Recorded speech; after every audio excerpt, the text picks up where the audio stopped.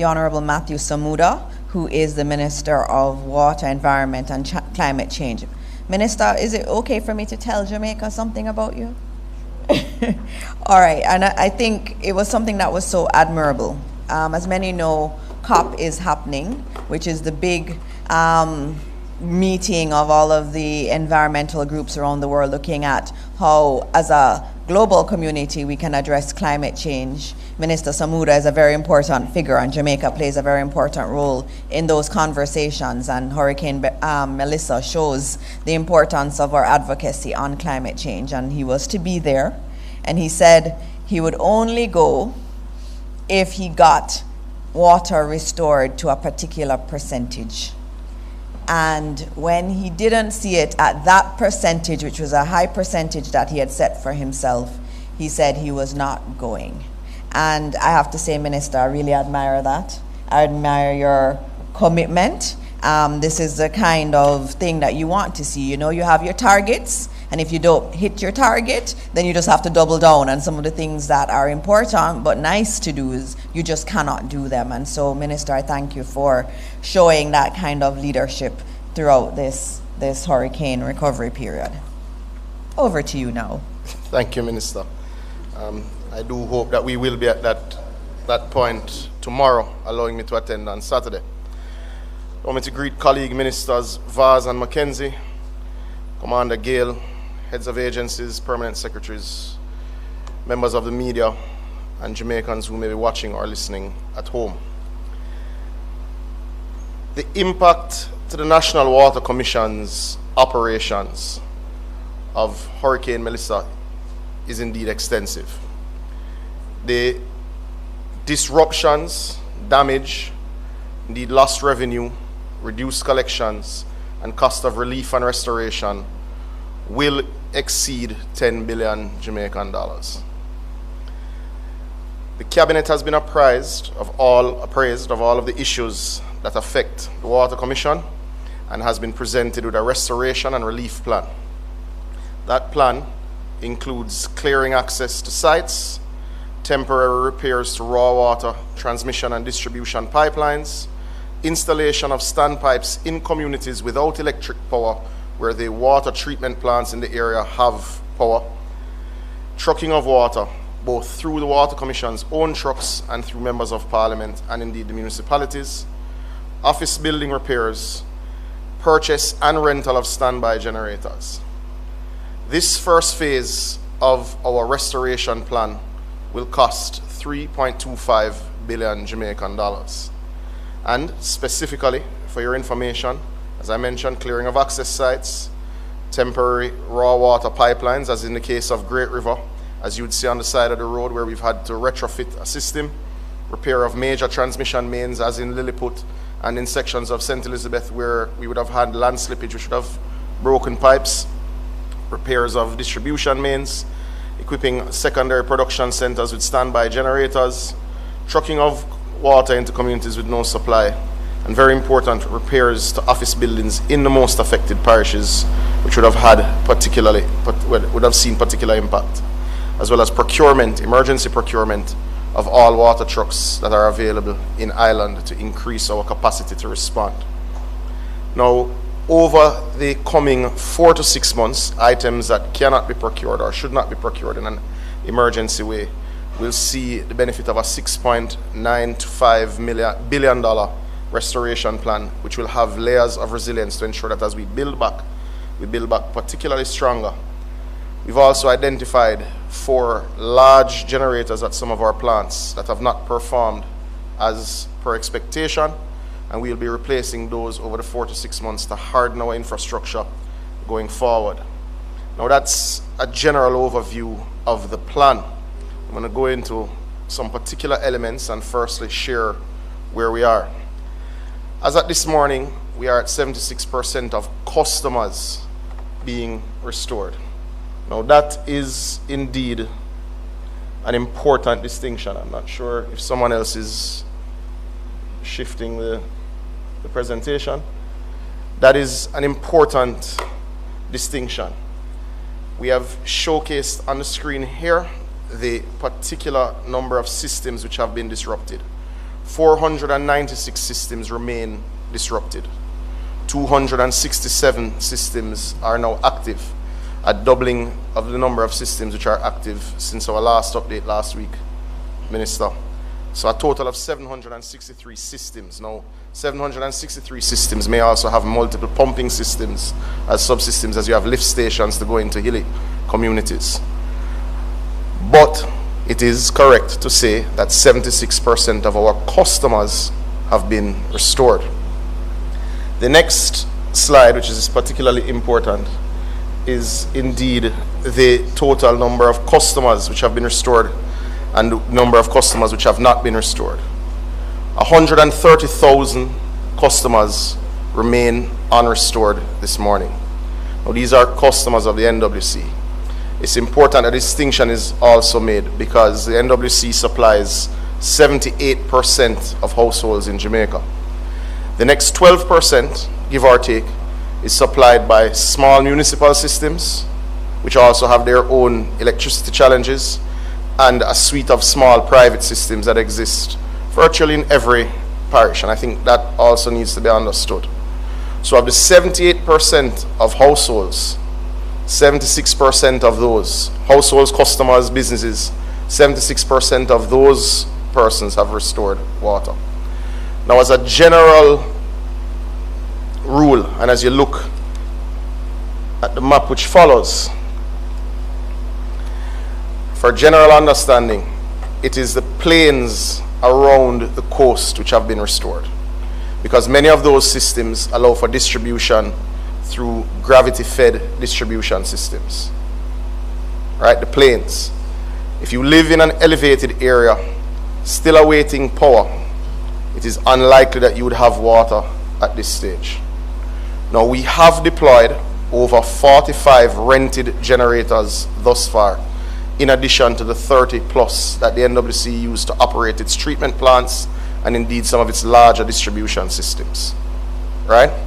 But as we did mention, there are 760 plus systems, which in many cases, many of them are very small and they do not have generators. The other issue, and we had given these numbers before, this is consistent with the numbers we had presented in terms of what the society should expect. There are very few other generators left to be rented by the Water Commission that currently exist in Jamaica. We use triple phase power, and I think that on the subject of generators, as we move to our relationship with JPS, needs to be understood. The supply of water is inextricably linked to the supply of JPS. Consumers, households, and businesses should expect the restoration of water if they are a part of the 130,000 cohort without approximately 12 to 36 hours after JPS reconnects triple phase power in communities. Say it again so that it is widely understood even within the Parliament and elsewhere. The supply of water is inextricably linked to the supply of power. And three-phase or triple-phase power is what we refer to. Meaning if a community gets back light, which we are happy for those communities, but the pump doesn't get three-phase power, then we're unable to energize that pump. Okay? This is something we learned and explained at great detail post-burial. This is something we learned and have been explaining since the passage of Hurricane Melissa. Now, we expect with our work with JPS, and indeed now as we continue to bring systems on, as we start to shuffle generators, we expect over the next 3 days to get to 85% of our customer base. It's important to note that through careful collaboration and partnership with JPS, we have brought on major systems like the Greater Mandeville Water System. So places like Gutters and the Pepper Wells are indeed energized and pumping. Places like White House, the plains of White House, do have water.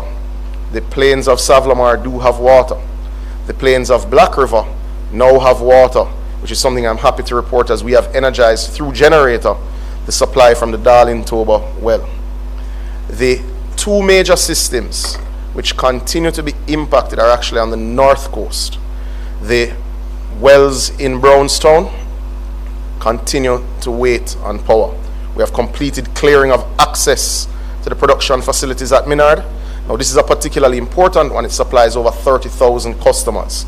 So that would affect everything from Brownstown to Runaway Bay, going west into Discover Bay.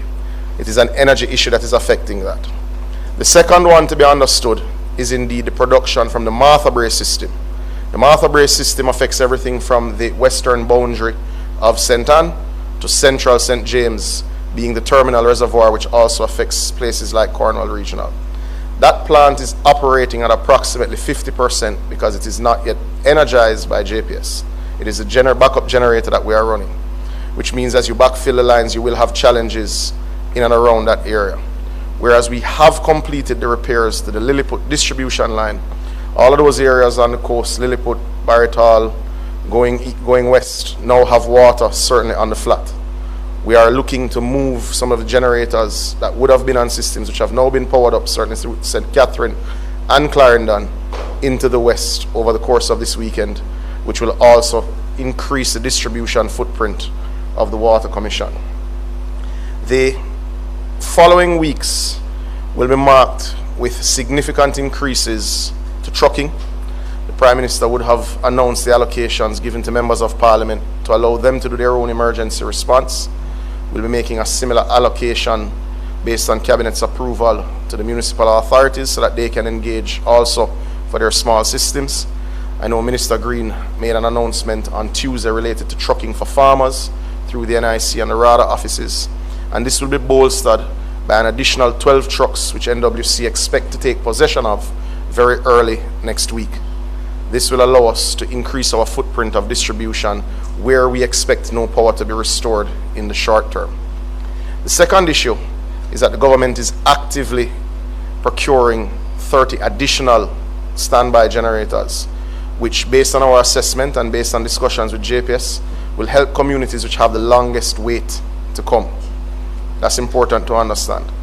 And the third element is that the government is and has put out a call to all tank producing companies that we're aware of in Jamaica. There are 4 manufacturers who produce tanks in Jamaica. We have asked them for their total assessment of free capacity, meaning how many tanks can you produce. We will be procuring all of what they're able to produce by December 31st for distribution in the most affected parishes, meaning central to western Jamaica, to assist with households which have been damaged and have no access to water. So at least when the trucking comes, they have appropriate storage. That's amongst some of our solutions that we've put in place. We are in a better place today than we were 3 days ago, and we expect to be in a better place in 3 days than we are today. We expect to hit 85% in that 3-day mark. The last 15% will be particularly challenging. The last 15% is not achievable without close partnership with JPS. That number will only shrink as those pumps are energized. That reflects where the MPs, the parish councils, and indeed NWC will have to expand its trucking footprint. Not easy to be in the 15%, but I do need people to understand the particular issues that we face. So I hope that is understood now. Beyond that, I've had a flurry of questions related to rising groundwater levels in Content Manchester. So I had asked Mr. Peter Clark, I'm not sure if he's Superman or how he was able to get here as quickly as he has. Peter Clark is the head of the Water Resources Authority. He is present with us here. Peter, can I just ask you to briefly come and explain what is happening in Content Manchester and its environs?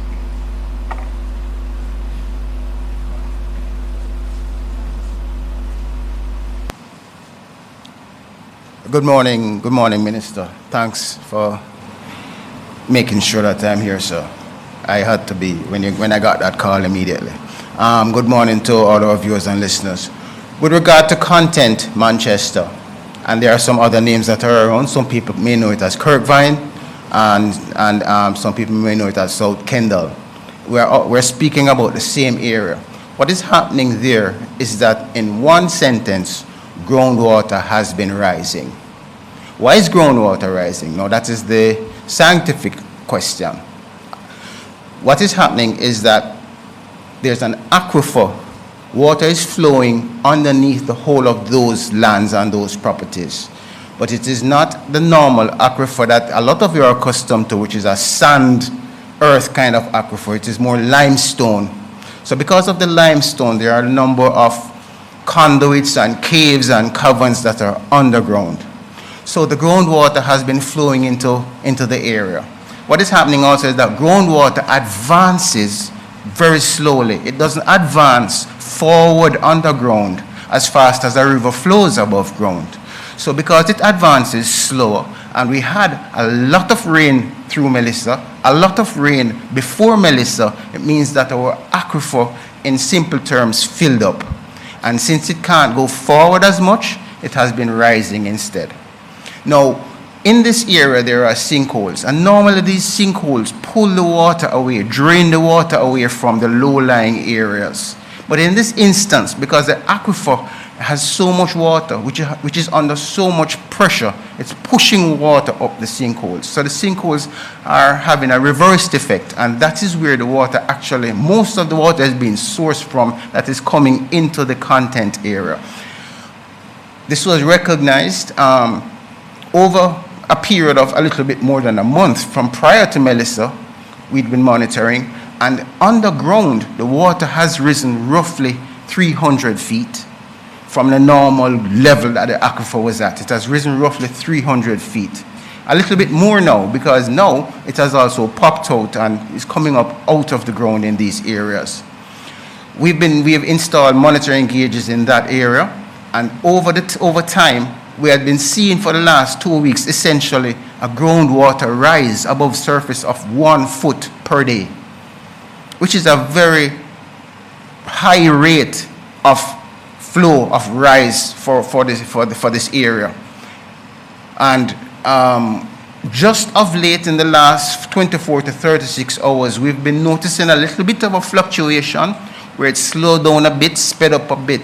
So we're hoping, and I can only say that we're hoping at this stage that the groundwater is balancing out, and then eventually will start receding. Is this the first time that this is happening there? No, it isn't, actually. We had a major flood in that area in 2002, and we also had a very serious flood there in 1977, when, as a matter of fact, unfortunately, 2 lives were lost in that instance. In this instance, a lot of care has been taken by the powers that be. I understand that the Member of Parliament, the councillors, everybody had jumped up and got mobilized, all of the people that were in that area, and it is my understanding that a lot of what was happening there, a lot of the property has been salvaged, saved, and been put away for preservation, so that the people would not have lost that. So the question is, when is it going to recede? When is it going to really start receding? That is something that we can't say immediately. However, the other question is, how fast will it take to go down once it starts receding? Well, that is once it starts receding, our gauges are there. We can monitor those gauges, and then we can now give an estimate of how long it will take to recede. The last time, June 2002, in early June the flood started, and the end of June, it had basically receded. So in that instance, once it started receding, it took about 3 weeks. We will see what is happening here in this case. And that is the situation essentially for Content Manchester. There are other areas, Minister. I don't know if you want anything to be said. Okay, so we are monitoring other areas, of course. We are monitoring the Newmarket area, which is traditionally known for flooding. We're monitoring Chigwell again. That has flooded out in the past a number of times. We're monitoring Monique in St. Anne. In Cambridge, in St. James, there is some amount of flooding there, and that is because the river, the Sevens River, has broken its banks, and it is not groundwater in this case. It is now the river that has basically diverted in through the community, similar to what has happened with Cave River and also Brighton outside of Santa Cruz. These places have been terribly devastated, and in all instances it's not groundwater rising.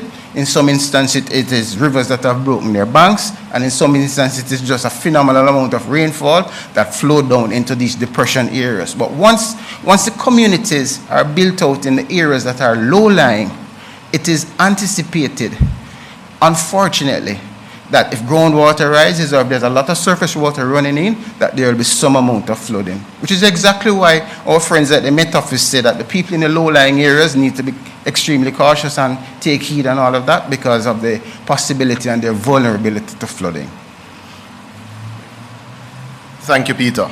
So in summary, the Water Commission has been impacted by Hurricane Melissa to the tune of $10.28 billion, and that includes its restoration and repair work that must be done, purchase and rental of generators, and of course fueling of generators, purchase of additional water trucks, as well as engagement of private suppliers, and running lift stations 24 hours a day in some cases where it is safe to do so, and of course purchase of water tanks.